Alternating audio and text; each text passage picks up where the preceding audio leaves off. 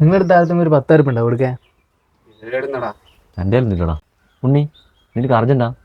നീ ഒരു കാര്യം ചെയ്യണ്ട. പിന്നെ ഉമേഷ് വിളിച്ചത് ഓൻ പലിശക്കാരൻ കൊടുക്കും. ഞാൻ പിന്നെ വലിയ പലിശ ആയിരുന്നു കേട്ടോ. പലിശക്കാണ് പലിശക്ക് കത്തൊക്കെ അത്യാവശ്യമാണ്. ഉമേഷാ, ഓൻ്റെ പൈസയിലുണ്ട്, തരുകയും ചെയ്യും. മുടിഞ്ഞ പലിശയാ. ഒരു പ്രാവശ്യം ഞാൻ പൈസ വാങ്ങിയിട്ടേ 5 മാസം കൊണ്ട് ഞാൻ തിരിച്ചു കൊടുത്തത്.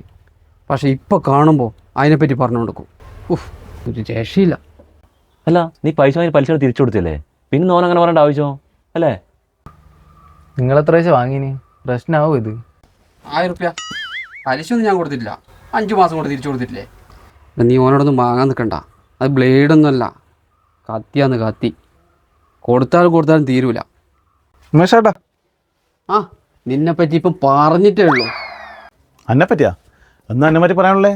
നമ്മളൊന്ന് സെലിബ്രേറ്റ് ചെയ്യാം. എടാ, അത് വേറെ ഒന്നല്ല, ഇവനൊരു 10,000 റുപ്യൻ്റെ ആവശ്യമുണ്ടായിരുന്നു. നമ്മളോട് ചോദിച്ചു, നമുക്ക് ഈ പണിയൊന്നും ഇല്ലാണ്ടിരുന്ന കൊടുക്കണ്ടേ. എന്നേരാന്ന് എനിക്ക് എൻ്റെ കാര്യം ഓർമ്മ വന്നത്. നാട്ടിൽ ഒരാൾ കൊടുക്കൂലടാ, ഒരു 10 റുപ്യക്ക് സഹായം ചെയ്യില്ല. ആന്ന് നീ അവന് പ്രശ്നമില്ല, നമ്മളെ ചങ്ങായിയല്ലേ, ചങ്ങായിമാർക്ക് നീ പ്രത്യേകിച്ച് നീ ചെയ്യുമല്ലോ. ഞാൻ അതിനോട് പറയുകയും ചെയ്തു, ഞങ്ങൾ പലിശയൊന്നും കൊടുക്കണ്ട, കൊണ്ടുവരും. അത് പറഞ്ഞു കൊടുക്കുമ്പോൾ നീ